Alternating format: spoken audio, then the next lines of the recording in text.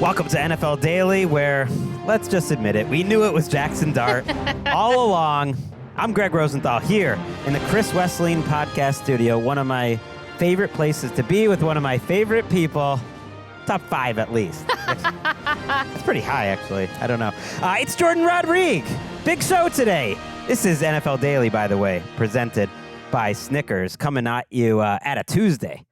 Without Colleen Wolfe, she's on her way to Dublin now. I will be joining her in a couple of days, but we have 2 big shows, Jourdan, before that happens, including one where you're putting on your executive producer hat here. I know. I'm so excited. I'm excited for this. I'm excited to see what you guys do over there in Dublin. I'm excited to be on the Thursday night show, recapping with Nick Shook, the great Nick Shook, the humble Nick Shook this year. This is going to be really fun. This will be a fun week. You will be missed by some people. And I'm very excited for you. Little distance isn't bad, and you're not going to miss me that much because, I'll be on the shows with you talking through a box throughout the trip. And yes, your segment are takes that I can take with me to Dublin and London, like takes that we believe in enough that we would take them, we would bring them overseas, we would talk a lot about them. We have some news to get to today, and then we have a very Jourdan-coded TNF preview, Seahawks and Cardinals, a game that I'm really excited to watch, although I'll probably watch it the next morning and listen to your recap while I'm doing so. But you mentioned the humble Nick Shook. I'm still coming down from that Lions-Ravens game, and I just am amazed that Nick Shook made it through an entire show, and we went deep on that game, and he didn't mention the fact that he was practically the only person in all of media to pick the Detroit Lions to win that game. And the reason that I know that he did it is because Dan Campbell's wife, Holly, if you're watching on YouTube, you can see her Instagram story giving credit to Nick Shook. The only one to pick him. 1 out of 10 for the NFL. 0 for 5 on ESPN with our old colleague Pete Schrager there, and he believed, and he didn't even mention it. And maybe she's a fan of Shook because he kind of looks like Dan Campbell. Nick Shook drinks for free in Detroit. Heretofore. He really is the best. So good job by him, and good job by everyone that's overreacting and burying the Ravens. We'll have more to talk about that on the preview show. I think people are overreacting a little, but there are concerns. We're at the point of the season where it's like, okay, it's early, but it's not that early. It's actually late enough to make a starting quarterback change in New York. As I alluded to late Monday night, but we wanted the official news. Russell Wilson is benched. This is being reported by Ian Rappaport and Tom Pelissero at NFL Network. I'm sure it will be confirmed officially sooner than later. Jaxson Dart is expected to start Week 4 against the Chargers. Russell Wilson is expected to be the backup, which means Jameis Winston would be number 3. What do you think? Duh. No, I mean, this has been coming since they drafted him. Sure. I mean, we knew this. It was a matter of when, and you and I think we're driving the train here for probably sooner rather than later. This is no slight to Russell Wilson. Obviously, he had a really, really great week 2. Week 3. Oh, it's a little bit of a slight, yeah. Week 3, far less so. This offense really is struggling, and Brian Daboll is clearly feeling the pressure. My colleague at The Athletic, Dan Duggan, he put it really well. It's like if Brian Daboll is gonna go down, he's going down with the guy he chose. And I think that this offense, especially, has been waiting not just to get through at least part of this brutal start to the schedule where they're facing these extremely tough defenses. And we thought this before, the Cowboys traded Micah Parsons. So right. We still counted them back at the time when the schedule came out. But then not having Andrew Thomas has clearly affected this offense as well. And there was sort of this delicate dance that they were playing of, do we get the rookie on the field when Andrew Thomas, who makes such a statistical significant change for the positive in this offense? Do we wait until he's back? Do we get him on the field sooner? I mean, it's just been time. We knew this right from the second they called his name in the draft. If he struggled in the preseason, if he had an even average preseason for a rookie quarterback, it would have been different. This was not a normal preseason. Doesn't mean that it's all going to work. Everyone likes to point out the Kenny Pickett preseason where he was hitting open receivers and he went like 20 for 25. And I thought about that preseason. First of all, that was his second year. But Jaxson Dart played more than double the amount of snaps than Pickett, for instance, or more than most even rookies play in the preseason. He put up a lot of tape. And I'm not saying like he is in advanced calculus in terms of quarterbacking, but he looked more ready and comfortable, and that his strengths showed faster. And over a long enough stretch there, 3 games where he was getting a lot of work, that I was higher on Jaxson Dart after that preseason, partly because I saw the light just come on in Brian Daboll's eyes, and the offense changed. They ran a totally different offense with Jaxson Dart. So it's like, why wait around? Yeah. The Giants beat reporters were always weird to me that they thought this was going to be week 8, week 9, week 10, and it just Not didn't Dan. There Dan you go. has been pounding this drum, and he is vindicated. Dan and Charlotte over there. And I will say, too, this is like, some of this is definitely logical and has been for some time. Just because you sign the veteran who is a very well-known brand, who has accomplished incredible things in his career in Russell Wilson over time, just because you sign him to the deal and make him sort of the forward-facing element of your franchise early in the spring and into that whole like team-building period of the year, doesn't mean you have to keep forcing it when it's clear that it doesn't work. And so pivoting from that into what they hope, who they hope is the future of this franchise. I don't know if Jaxson Dart is going to save the Giants season at this point. I do think that Brian Daboll wants to show his work, wants to remind people that he can build an offense around a quarterback that he has handpicked, because he's watching a couple of other guys who he coached have incredibly successful outings. And for Daniel Jones to look this successful on another team with another coach has to sting him a little bit, has to sting everybody in that franchise a little bit, to the point where, yeah, you got to show the new guy. You have to at this point, reputationally and logically. Right. The Chargers are a tough matchup this week, although pass rush-wise, not great right now. Then you have a game at New Orleans. The schedule is brutal, having the Eagles twice in 3 weeks, at Denver. 49ers defense is playing well. The Packers are on the schedule. You know, this is all before a very late bye. So it's an uphill battle, but he will have Andrew Thomas back, who played limited snaps last week and will ramp up. And it just makes the Giants more interesting. So that's what I selfishly care about. Like, I'm more excited to watch them this week. And it's Cam Scattaboo, too. So I got to ask you this question, because it's Jaxson Dart, who's very Brian Daboll coded in terms of like, Brian Daboll sees himself a little bit, it seems like, in Jaxson Dart in terms of the personality and how fired up they can get. And you've heard stories come out of camp all summer and into even the fall of just like quiet moments of bonding that they've had with each other. And Cam Scattaboo is like if Brian Daboll currently played running back in the NFL, in terms of like the level of fired upness and willingness to like sacrifice your entire body to get another yard, even if it makes no sense. So it's kind of like, this is the most Brian Daboll coded, quarterback running back tandem for him personally that he's had. It's like, if this doesn't work, Brian Daboll, what are we doing? He's got to make it work, and Scattaboo will get all the chances in the world. There's just so much rage. Right. There's just so much rage. It fits New York. Daboll does fit New York in that way. Tyrone Tracy, by the way, is out 2 to 4 weeks with that injury, so it's going to be all Scattaboo. Also with the Giants, I noted that Younghoe Koo signed to the practice squad. Graham Gano, always hurt. The most, he's always kicking hurt. Let's give Younghoe Koo another chance in New York. What could go wrong? Some other news to get through. Michael Evans, his full name, usually called Mike. I don't know why I went Michael here. Suffered a low-grade hamstring injury, so he will be out for a couple of weeks. A similar injury knocked him out 3 weeks last year. Ian Rappaport said that this one might not be as severe, but we're saying it's going to be a couple weeks here. This team is just so banged up. So hurt. They might get Tristan Wirfs back, but Chris Godwin's on his way back too. October was kind of always the time. And they have, what I love about this Bucs team, even though they're so banged up, but they're making it work despite all of that, is being 3-0 right now and having at least 2 games up on every other NFC South team. There's never a right time to be as hurt as they are, but this would be the right time to be as hurt as they are. True, except the schedule is so hard. Yeah. So, that's why these games have been so big. They could lose 3 of their next 4 very easily, and they're 4-3, and that's fine. If you can get healthy, all your best players back, and you're at 4-3, the season is in front of you. But yeah, they have Philadelphia, then at Seattle, San Francisco, then at Detroit. So that is a tough stretch. I'm going to put you on the spot. You just have it's just a great. I love when it's just an answer here. Sunday, we're going to sign out the games and doing it early. If you can choose between Philadelphia and Tampa Bay as your game, or the Rams and the Colts as your game. Which are you choosing? And they're not at the same time, to be clear, but you probably are only going to get one of those two. Can I have both? No, I mean, Because you want one of them. I just put you on the spot. That's all my teams. You want a strategy? I'll tell you afterwards. I think there is a right way to approach this.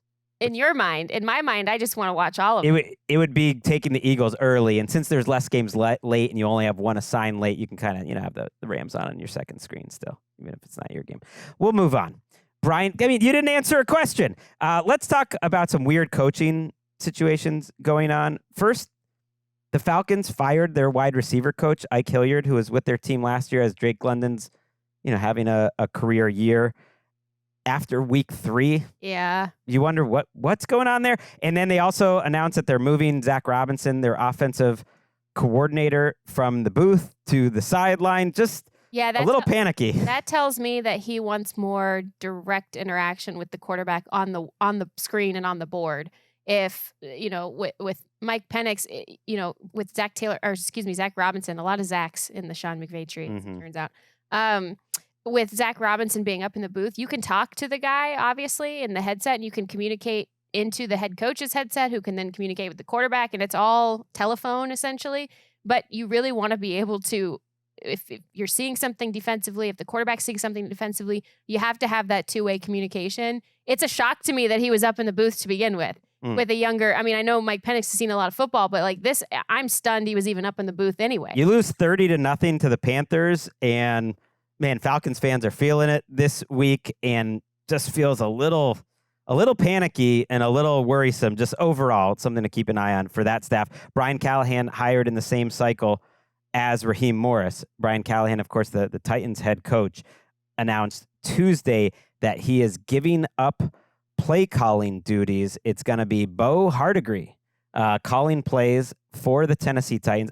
Actually, had a random take I remember a couple years ago. It was Rodrigue calling plays late in the interim head coaching Antonio Pierce Raiders season.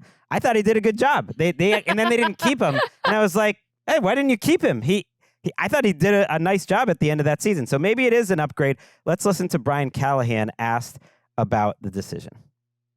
It's a pretty easy thing to do when it comes to trying to help the football team win and do the best thing for, what the job is. I got hired to be the head coach, and part of that process was being involved on offense, but my job is to be the head coach of the football team. And I think that this allows me to do that job a little bit better.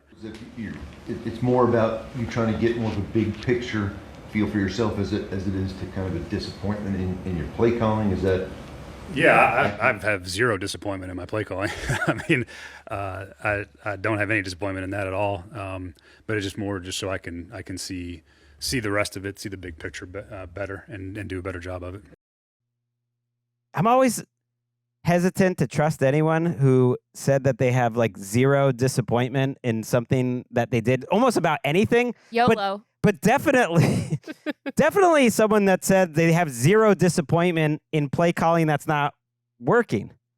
Yeah, and I think this is a big focus on the game management too. Sort of a spin of, okay, I'm going to delegate so that I can focus more on the thing that I am messing up every week, at least in that one. Maybe ownership is getting on me for. Yeah, that's also a big headline. It's not necessarily even, how great Cam Ward looks and how they're figuring it out with some of these younger receivers. It's more so another Zach. Brian Callahan has been in the news for these specific things. So it wouldn't surprise me if there's some pressure coming from that direction. Yeah, I am surprised. Maybe I shouldn't be at the degree to which Titans fans are totally over Brian Callahan. I listened to our old friend Justin Graver's Titans Music podcast, City Audible, and they do a great job. But I also just follow, on social media, and they are just over this guy. And it's true, like he needs to show his work, what he actually brings to the table, and you just haven't seen it. The offensive line is struggling. The game management is the most obvious thing that he struggles with. When I broke down one of his mistakes on Sunday's show, I had missed what was truly like horrible about the situation, which was that, he couldn't decide what to do, whether to take whether to call a play or take whatever he was going to do. And they ended up taking a 5-yard penalty because he took so long to make his decision before kicking the ball 63 yards at the end of the half and setting up the Colts. So there's been a lot of groaners from Callahan. And yes, I'm looking at that late season with Rodrigue here. That was the game. I feel like this slipped under the radar. That was the game where they put up 63 on the Chargers. Wow. Rodrigue was in the mix. They got a win over Patrick Mahomes. That ended another career. In the Chiefs, it did. He ended the career of your boy Brandon Staley there in Kansas City. He helped to beat. They only had 200 yards of offense, but they beat the Chiefs late that season. They beat the Broncos late that season. So I just thought, okay, let's have a little Rodrigue time. Why not? Better than hard disagree, right? I feel like this is something I haven't seen the answer to yet. Who is in the helmet doing game situational stuff? Every team in the league has a coach in the headset or an assistant or someone specifically and specially hired to not just be running analytics in the booth, but is specifically, and I wouldn't say every team in the league, but this is a huge trend over the last couple of seasons, and something that he certainly will have been aware of. Who is the person in the headset who is trying to run that game theory essentially in real time? And so he doesn't have to pause for so long to tell him what to do so that he doesn't have to, especially if you're the play calling head coach. You talk to these play calling head coaches all over the league, offense or defense. That is the number one thing that it takes them forever to dedicate actual time and resources to, is that game management, to the point where they go out and hire the John Strikers, the Carter Crutchfields, that they have people in their ear doing this the entire time. I just love thinking all the Striker fans out there being like, yeah. He was in Tennessee. They mentioned us. I also just remember when they hired Mike Borgonzi, and I was like, how long ago was that? It was pretty recently, right? It's their new GM. It was just January. And I just went through all the different power struggles between the GM and ownership and the coaches ever since Mike Vrabel got there, ever since John Robinson got there before Vrabel, and then Vrabel lost the power struggle to Rand Carthen, who lost the power struggle to Brian Callahan, and now Borgonzi's there and Callahan's not really their guy. This is how organizations keep losing. Unfortunately, the Texans have been doing a lot of losing, and I wear my emotions outwardly sometimes. I root for CJ Stroud, so I have not enjoyed him looking so disappointed so often on Sundays. The other CJ, though, on the Texans is no longer on the Texans. They released Chauncey Gardner-Johnson on Tuesday. This came out of nowhere. It surprised me. I'm curious your reaction, Greg, because when I saw that, I checked it 3 times to make sure that it wasn't coming from he was playing really relevant snaps for them. He was starting for them. Yes. They invested resources into bringing him on board. I mean, what was your reaction to that? My reaction was that I might owe Dennis Allen an apology for crushing him for how they handled him and Mickey Loomis, the trade of Chauncey Gardner-Johnson, all that.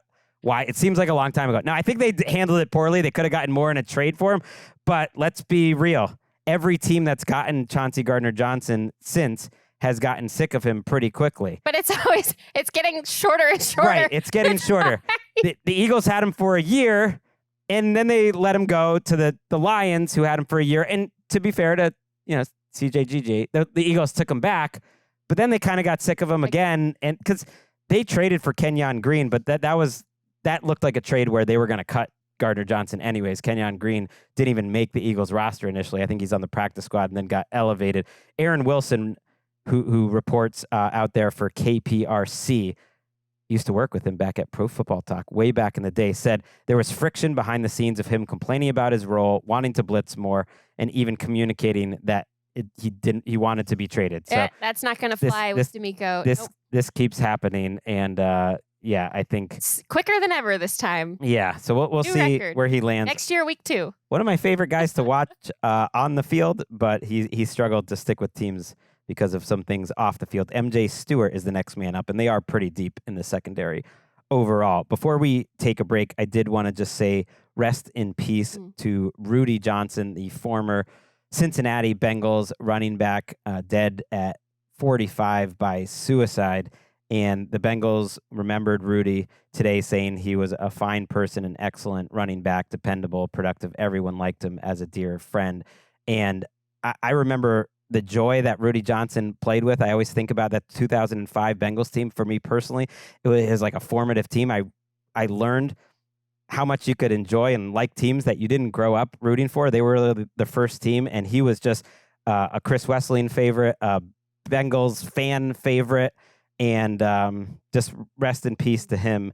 And look, I've been affected by people who have lost their lives to suicide, whether it's family members, close friends. Like it's in my family, and I do just say to everyone out there, like if you need help, go get help, talk to people. And I do like, if there's any silver lining about like how this is reported and the way it was talked about, it's just, I do think people are more comfortable talking about that now. So rest in peace, Rudi Johnson passes away at 45 years old.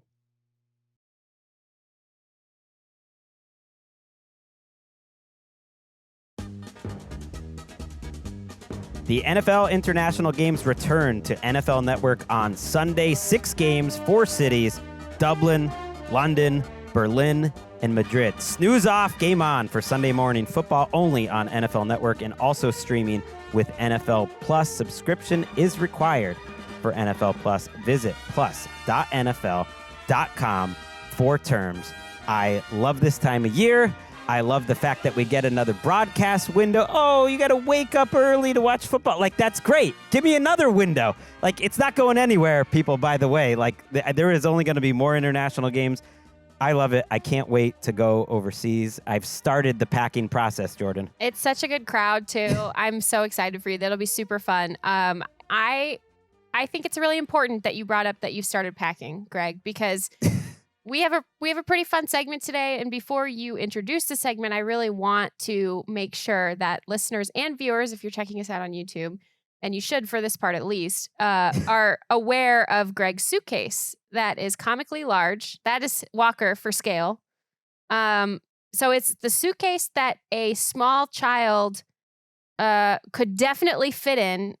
He could fit in that, Yeah, for sure. Walker, maybe Ellis No. could separately fit into that. Gregg could maybe. You made fit. fun of me because I brought a massive suitcase to the Super Bowl, which it wasn't necessary, I would say, I guess, for that long of a trip. But it's like, why not? If you're going to check your suitcase anyways, why not have as much room It is as possible? maybe the. And then you're going to buy gifts because I'm a giver. It's like maybe the biggest suitcase I've ever seen a human own. Definitely, yeah. The one my wife bought so that she could, bring it overseas on her trips to Tokyo. Yes. And that picture, by the way, if you are checking out, was just my excuse to show my favorite thing in my house, my bookshelf. So Not your son. he's fine. He's fine. It's like, how's that Texans fandom like working out for you, buddy? From Walker. Okay, let's. I forgot about that one. I love it. I love this idea. So you're gonna present some takes. Yes. This is your idea, and I'm gonna take them with me. I'll choose the one that I choose to take with me. Yeah, so Let's start. we'll debate them a little bit, but it is important to see that picture of the suitcase, Gregg, because you can only, as large as it is, as absurdly large as it is, you can really only fit 3 to 4 takes with you when you bring yourself and your takes with you to Ireland to share everything with the good people in Dublin. Well, I have a lot of clothes too. I've got some shoes. You have a lot of shackets, and you need to make sure those fit too. I do. It's different weather there, and also I'm thinking of bringing, and this is a little tease. There are still some tickets available for the Friday night show I'm doing with the Irish NFL show, where Neil Reynolds is going to be there, Michael McQuaid's going to be there. We might have a special guest from the NFL media family. We'll see. Working on that. I'm thinking of bringing all my NFL Network polos that I didn't open this year that they gave me for inside training camp. I have like 5 NFL Network polos, Tommy Bahama, and I'm thinking of bringing them and then just throwing them out into the crowd like Oprah Winfrey. I don't know. Yeah, so they just smack someone in the side. So I need to make room for that, but that means less room for takes. All right, More let's get to room it. for Let's get to it. presents for me on the way back. Okay, so we are going to go between a couple of takes. The first one that I want you to pick. Okay. Which take? Which of these would you pick? You can only pick one. Yes. Which offense is still good in December? The Okay. Seattle Seahawks or the Indianapolis Colts? Okay, so the take would be This the team Seahawks are still a still good good offense. in Like, is it top 5? Is it top 10? You got to be specific It's with your whatever- takes. It's important. It's whatever you think good Okay. qualifies as, including the quarterback. Let's go top 8 because I feel like that's the top quarter of the league that, you're excelling. I know that the Colts have the top offense in the league Right now. by a decent margin. I mean, they're through 3 games, it's one of the greatest offenses in NFL history. They've basically been perfect. The Seahawks have been good.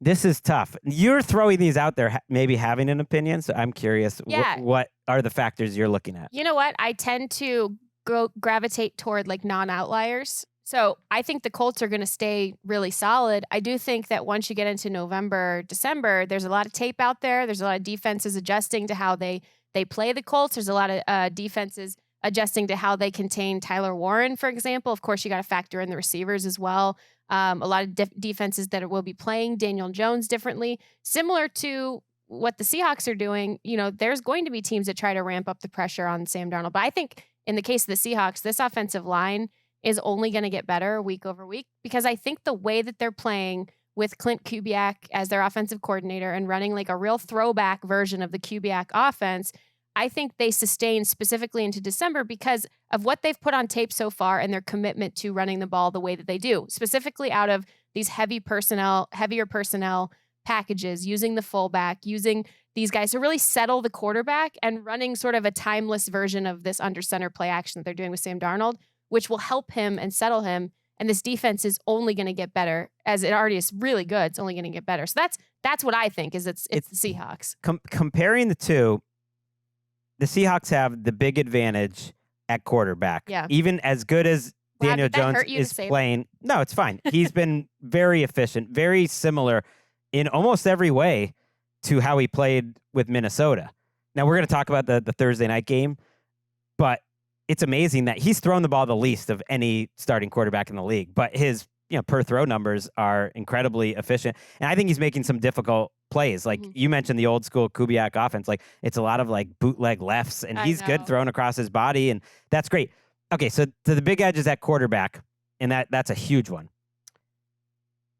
I think every other edge is with the Colts. Ooh, even defense. So it's tough. Defense I'm not putting in because you said offense. Oh, sure. Sure. Yeah. I'm like, yes, they'll be in more favorable positions, but just offensively, coach I would give to Shane Steichen at this point. A body of work with some quarterbacks that aren't great. I mean, he's running RPOs out there with Gardner Minshew and was a pretty easy pass away from making the playoffs and winning that division. And he let him know about it. Yeah. I think I would give the edge at this point to the play caller and the coach, and you just see him creating.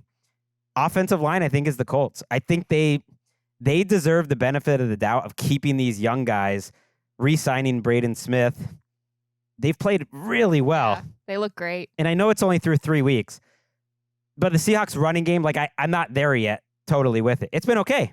It's been okay. It's been good. Statistically, you see this reminds me very much of Sean McVay Rams 2023, where they were super inefficient relatively to what they ended up becoming, but they stuck with the plan and they put the blueprint out there and they stuck with it over and over and over again. And part of that was a big piece of the install and overturning that identity that they had. That's what I think the Seahawks are doing right now. I love that because that's looking at it long term. I think if you look at the players on their offensive line, there's probably a higher ceiling. They've got, the high picks at the tackle position. They have young players in the middle. They keep Gray Zabel, the first round pick.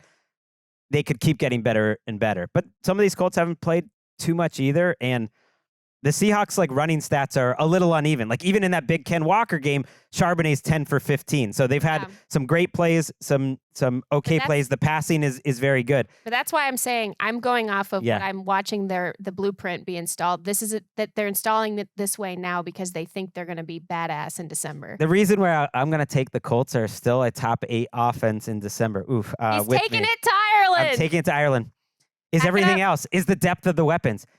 Jonathan Taylor might be the best pure running back in the league right now. Yeah. I mean, I don't know how you can be any better than he is. And then you have Jackson Smith and Jigba, who we'll talk about more in the preview, who to me is easily better than any weapon on Indianapolis. He's that good. He might be he's a top 10 receiver right now, which is crazy. Like he's getting to the Nico Collins' breakout year, top 5 type of level. But man, after that, it's just not as deep. Whereas Torrey Horton erasure. the Colts just can hit you with so many different things. You want some physicality? We got Tyler Warren. Oh, I love You want it. some physicality? We got Michael Pittman. You want a slot that can run you like the prime Hunter Renfrow routes, but also can go up the seam kind of deep? Like, that's Josh Downs for you. You want a little wild card on the outside with A.D. Mitchell? They got a lot of players. I'm going Colts. The last reason, man, I have too many reasons, is they've already stacked these great stats now. So they get to keep those. And then the schedule, the schedule is easier for the Colts. And their hard part of the schedule is late. They have Seattle, San Francisco, and Houston very late again. And so for the most part, I'm going Indianapolis. So Gregg is taking the take that the Indianapolis Colts will be a top 8 defense, or excuse me, I top threw 8 that out offense into December. All right, we'll put that on our document. We're actually keeping track of these takes this year. I love that. Okay, second take option to pack or no pack. Okay, which one is real? You're packing whichever of these is more real. Okay. The Rams first half against the Eagles last week, or the Eagles second half against the Rams. Which one are you packing? This is unfair because I believe in them both. Well, you can't have both. Your suitcase is only so absurdly large. I have to pack the Eagles. I have to pack the Eagles because it's all there. We've all seen it before. There's no particular reason to think that it's going away, but I believe in them both. I don't believe that's a game that the Rams should be holding their head about. We're talking about the entire team, right? Yeah, but I'm saying which is more real as a harbinger for the entire season. The Rams' first half against the Eagles, which also factors in the Eagles' first half against the Rams. Okay. Or the Eagles' second half against the Rams, which also factors in the Rams' second half against the Eagles. You know, I'm really pretzeling. I'm really breaking my brain because the reality is I do believe if I had to choose 3 teams that I think are most likely to be in the divisional round of the playoffs, these would be 2 of my 3 teams. That's not the question. It would be the Eagles, the Rams, and the Packers. There's only so much space, though. You need a bigger suitcase. The concept here. I wish you guys could. If you're watching on YouTube, it's hurting me. Greg's gotten more and more frazzled. He started ruffling up his hair in a very eccentric way. The first half of that, I guess you could look at each half, but especially the first half of that game is as dominant as a team could possibly be. So the Rams, to me, to live up to the billing of that first half, would have to be the best team in the NFL. Because if they didn't settle for a couple field goals where Matthew Stafford misses a couple passes, it was everything. It was complete domination against the defending Super Bowl champs. Where the second half against the Eagles, to me, is repeatable. I've seen it in the biggest of spots. I have my doubts. You think that's more real? That's what you think is more real? Yeah, I have my doubts about how their regular season is going to go, the Philadelphia Eagles, like overall. But when we get to December, all the components are there for them to round into shape and be the team that they started to be around December last year. Yeah. So Gregg is taking the Eagles' second half against the Rams. What's your answer? You clearly are leaning Rams. I'm just here to encourage debate.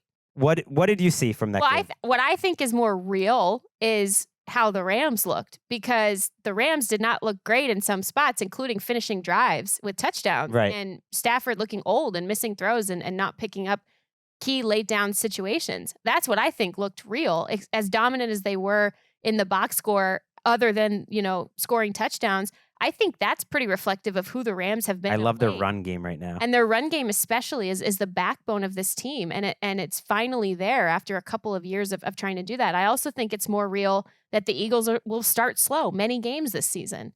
But that's why I'm sort of looking at it in a different lens than you. It's not that I'm saying they're the most dominant team. It's that I think that was actually pretty reflective of what the Rams are going to be this year. I agree. I agree. And I think right now, like that's why I picked them to win that game. I ended up being wrong. I think right now they're ahead of where the Eagles are overall.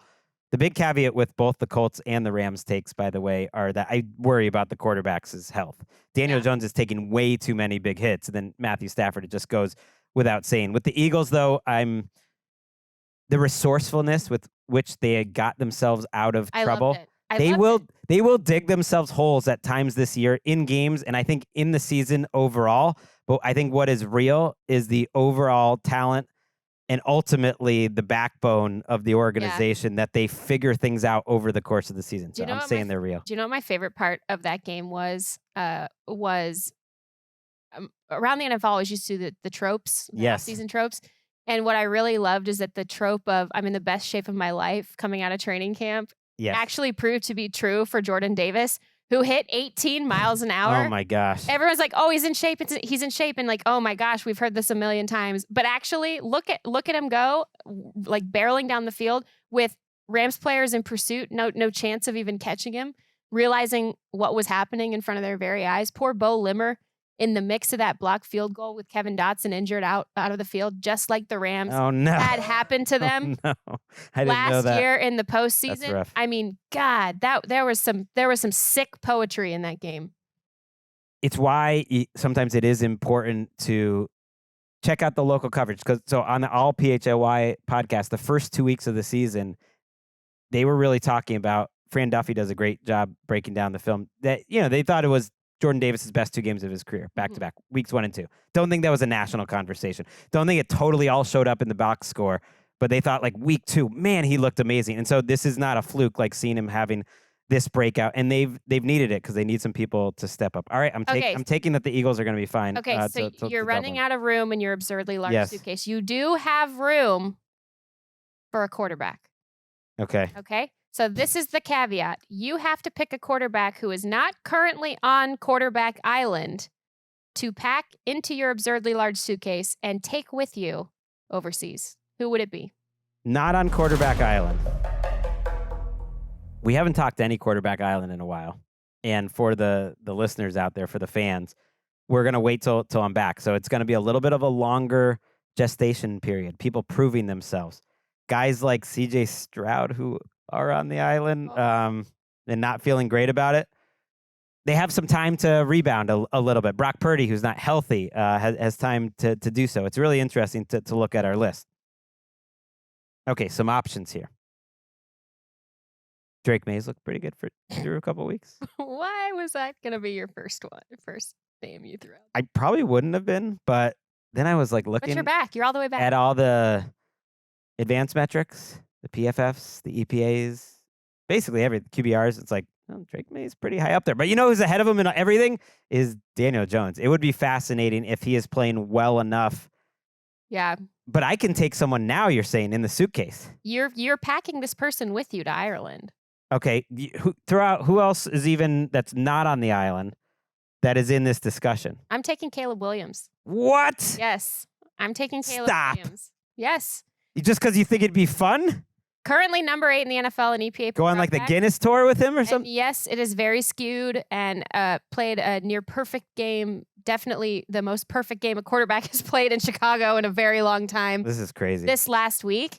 But I really think that you're seeing week over week like a steady trajectory with him, because I'm thinking about, hey, quarterback island, we're not really doing it for the next until you're back in the next 2 weeks. Who is on that incline in improvement? Who is somebody who, man, we really wished we could have put him on the island during his rookie season. He obviously did not get there for many reasons, including his own play. Wow. But watching his improvement, I thought he actually was pretty good in week 2, made a couple mistakes. That interception was really bad, but you could see improvement. He's seeing it better. Like another trope, it's slowing down for him. Clearly, his receivers are on a better page with him. His offensive line is playing better. And also, I definitely thought you were going to pick Daniel Jones, which is another reason why I picked Caleb. Okay. No, that's fair. And I haven't made my final decision yet. I was amazed that you threw that out there. That's spicy. I have to still surprise you sometimes, it's like, Greg. It feels premature, but it's just off a couple weeks, and it's just taking him, it's not putting him on the island. If he continues this trajectory over the next couple of weeks, it will be a really interesting conversation, because that's what I'm counting on. Daniel Jones, and the matchups aren't that tough relatively. I think he has Las Vegas this week. Okay.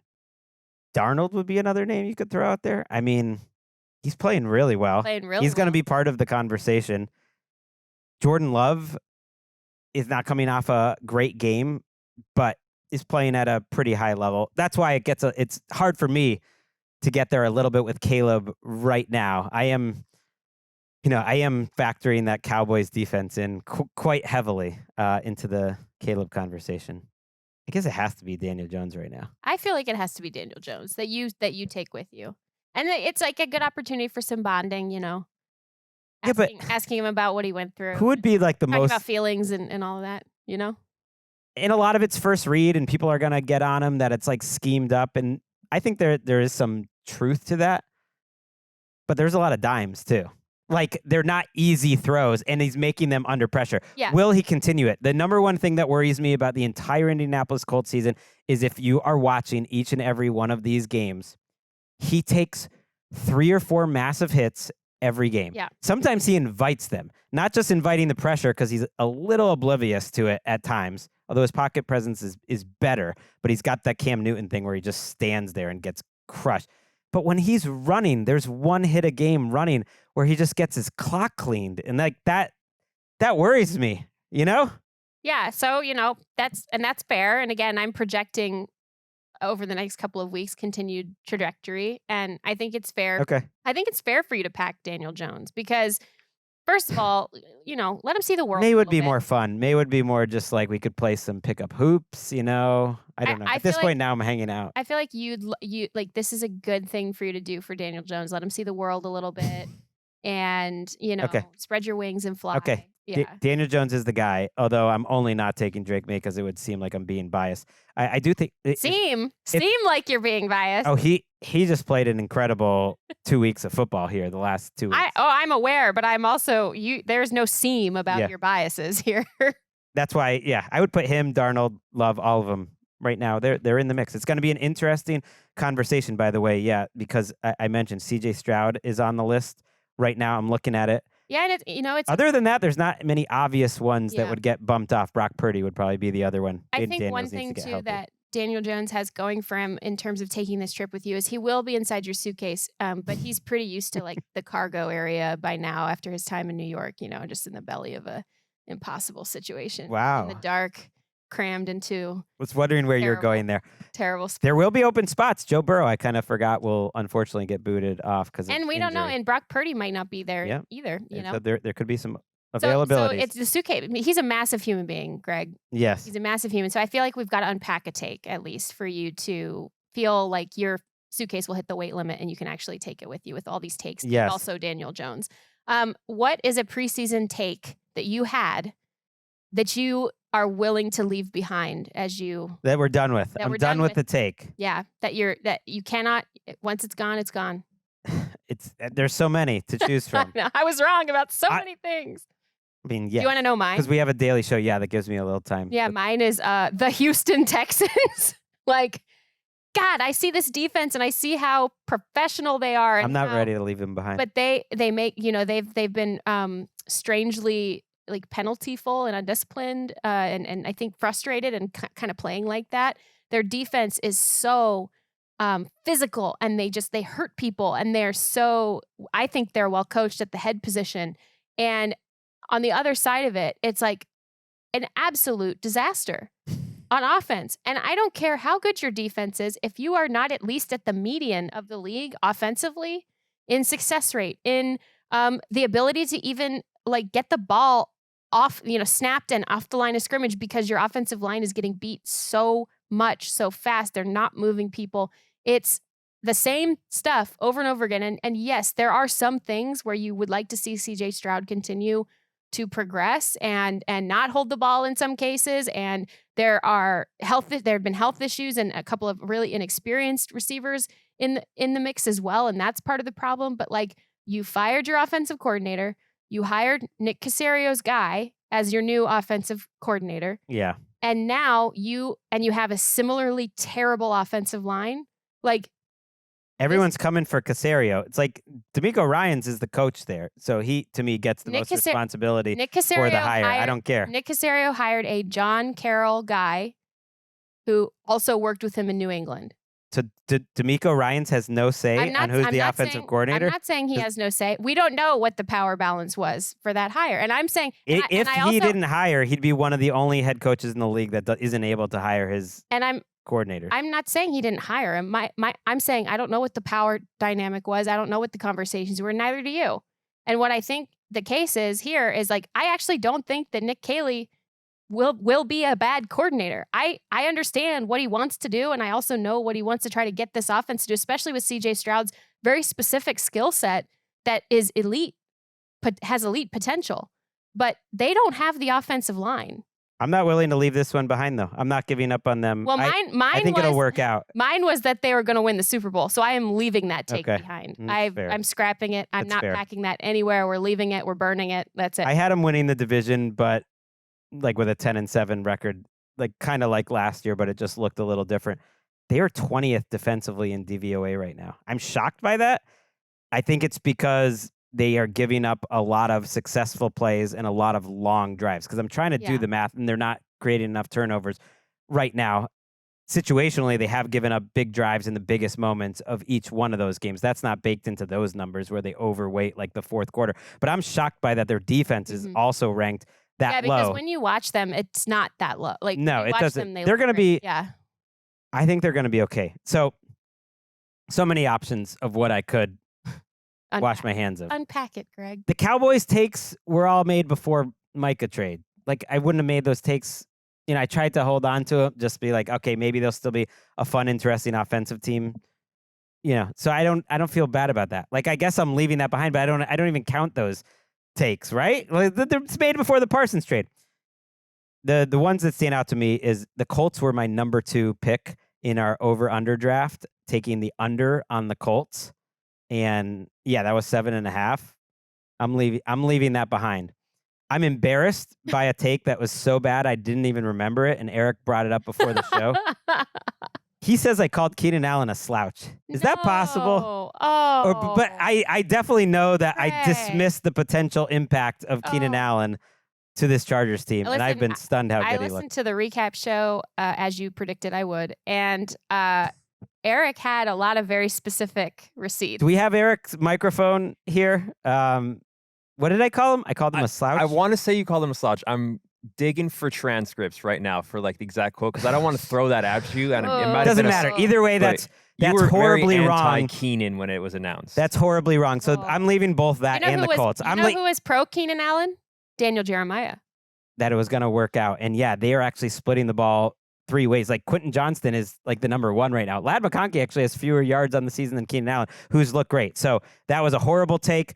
The Colts take, I'm leaving behind as well. We're opening up room. I'm leaving up multiple takes. Now, that was fun. Let's go. You have room to bring me back presents. Yes, and buy some stuff. I feel like I don't have enough clothes. I might buy some there, which is always a bad plan. Let's talk about the TNF preview before we get out of here. Yes. It's time for hot matchups presented by Wingstop. Seahawks at the Cardinals. The Seahawks are favored by 1.5 in this game in Arizona. That's flipped. I happened to look on Sunday, and the Cardinals were favored back then. And so that indicates that all the regular Joes like me out there are like, oh, the Seahawks have clearly been better. And they flipped that by going to Seattle. I just think they have looked a lot better. I think if the two teams play how they've played so far this season, it'll be an interesting matchup when Seattle has the ball offensively. Mm-hmm. And it'll be a mismatch in Seattle's defense's favor when Arizona has the ball. That's how I see this, at least in terms of how they've played through 3 weeks. Yeah, it was horrible to see James Conner go down the way that he did, and Trey Benson obviously will step up and take the workload there, and they'll get Paris Johnson back. He'll be sounds like he'll be playing. They're still, you're very unsure about what this Cardinals offense is beyond what it was last season. And sometimes they're really trying to get the ball to Marvin Harrison Jr. Sometimes it doesn't seem like they're really trying to get the ball to Marvin Harrison Jr. Sometimes he's making mistakes. He spoke at length after this loss in San Francisco to reporters about just how disappointed in himself he was at for his own errors throughout the game, his own mistakes, and just frustrated. I think that it's not coming together enough the way that they needed more from everybody going. He's putting a lot of pressure on himself. He's putting a lot of pressure on himself. And again, it's almost like unnecessary in my mind, because this is just a team that should continue the ethos, should not bend into the external pressure or the media pressure or whatever to have a true X receiver right away. You need this guy to be your X and your first round pick and your high pick and all that stuff. This offense runs through Trey McBride. Okay, so go throw what you know, go to what you know. And I would just love to see this young man put less on his own shoulders on this. And I think he plays a little bit more free and things just go faster and just make more sense. And it just seems like there's just a tightness to this offense. We're used to seeing like the heavy personnel and them just try to run through you and put a hurt on you and load up in heavy personnel. The team that's doing that more successfully, another like OG Kubiak offense, because Drew Petzing is from the Kubiak tree. Well, this is literally Clint Kubiak who's running this offense in Seattle, and they're loading up in heavy personnel. They're running, like we mentioned earlier in the show, a lot of under center. Let's stay with the Cardinals offense, though, because like they can't run the ball. They're one of the worst rushing teams in the league. That to me is like everything that is a problem with them. When I look at like their offense, they just seem very condensed, not explosive. Kyler is throwing the ball to the middle of the field, which he's like famous for not doing. It's almost like he's overcorrected. I feel like that's the story of Kyler Murray's career. Yeah. He's always like correcting whatever the criticism is about him. Actually, their entire offense is like that's exactly to the middle of the field. To all of them right now, though, it's like, okay, the entire offseason, it's like, especially from a fantasy football perspective, it's like Marvin Harrison Jr. needs to get the ball more. But really, this offense was at its most functional when it's running through the multiple tight ends, and you're not putting that pressure on his shoulders. You understand, he's a he's a high draft pick, first round pick, but it might take a second, especially within the structure of what this offense is, and to get the gelling with the quarterback and all of these things.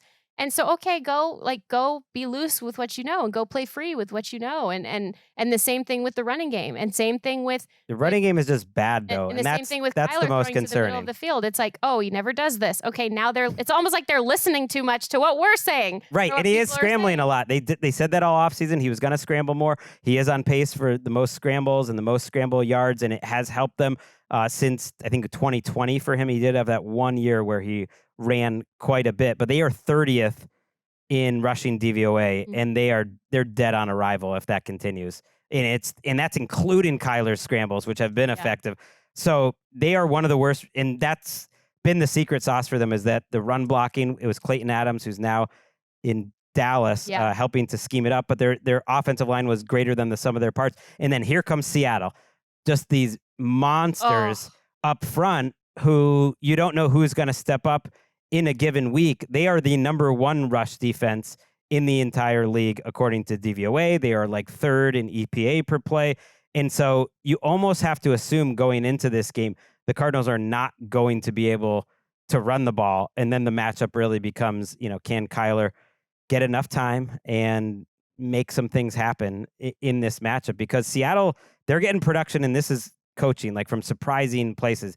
Josh Jobe is playing well at cornerback for them. Really well. Darian Kendrick is came playing in for well. Witherspoon and is playing really well for them. Had an interception 2 weeks ago that was absolutely crucial in that win over the Steelers. This is a team that is physical and tenacious and smart and fast, which is funny because Darian Kendrick, respectfully speaking, like never really quite looked like a fast player. Tenacious, 100%, especially when he was playing in the slot and closer to the line of scrimmage, like would make plays on the ball, especially red screens really smartly.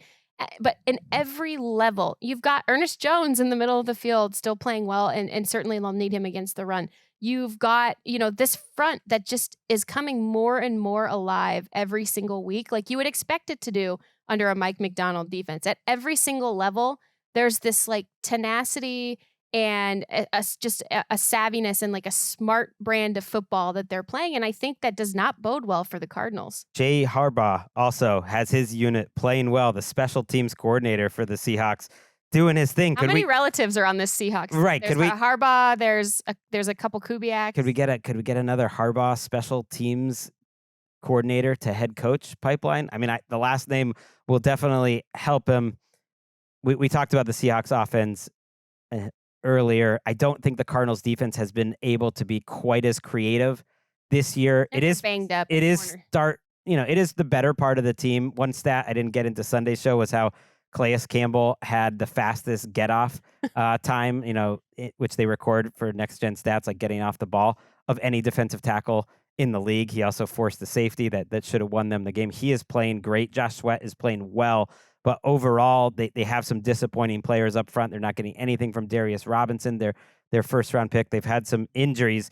They've just been okay. It's a very okay team. They're like 13th, and this is all DVOA. And it was a pretty easy schedule. 13th in defense, 19th in offense. And then you look at all, other than that, the rush offense is really bad. Everything else is just in the middle. And Cardinals fans are sneaky sick of it. I'm kind of shocked how annoyed they are with Petzig and this whole team. There's a lot of anger about a 2-1 Cardinals team, but that's why, division matchups are so big. You go win this game and you're 3-1 and you're tied for first place potentially in the NFC West if the 49ers happen to lose this week, or you get it's big. This is a tough division though, and every division game is going to be big. I am leaning Seahawks, as you probably could have guessed. Yeah, I'm picking the Seahawks in this one because I just think they're able to overwhelm you in more areas than the Cardinals are able to sustain. And maybe if the Cardinals were fully healthy at different positions, and maybe if they weren't sort of stuck in neutral with what this offense is supposed to be versus what it's trying to be, then maybe we're having a completely different conversation. But because Jonathan Gannon and Nick Morales are not able to do exactly what they want to do on the defensive side of the ball, injuries that started even back in training camp, even in the spring, that sort of have had this ripple effect for them. And because they're just sort of neutral on offense when they should be one of the more smothering groups in the entire league based on the talent that they have available and the personnel that they like to deploy. Meanwhile, Seattle's doing all those things. Right. They're creative on defense. They're smart on defense. They're playing a lot of different interesting things. They're getting pressure. They're stopping the run. On offense, they are the smothering team in every area almost. It probably except for depending on the day, the quarterback. The Seattle Seahawks are able to smother and suffocate teams more so than the Cardinals are. They're a little further ahead. They're in year 2 of their program with Mike McDonald, but I think they have better players ultimately. And then, yes, the Cardinals are missing at least 3 cornerbacks in this game, probably 4. I mean, 2 have been gone for the season for a while, but Max Melton is out there playing. He did not look good in that 49ers game. I don't know if he is 100%. Will Johnson is probably not back for this game, so I'll take the Seahawks on the road. You're going to be covering this game with Patrick on Thursday night. And I'm really looking forward to our Wednesday preview show. We'll have Steve Weish, for real this time, in the studio with both me, you, and Patrick. We will be back for that preview show before I head overseas. And yes, we got some fun shows, some extra stuff this week. Gonna connect with the Ringer Fantasy guys, Danny Kelly, Danny Heifetz, Craig Horvath. They're going to be picking games with me this week. That's all coming up. But before that, we got to get ready for a really fun Week 4 slate. We will see you then. Don't forget to pack a breathing tube for Daniel Jones.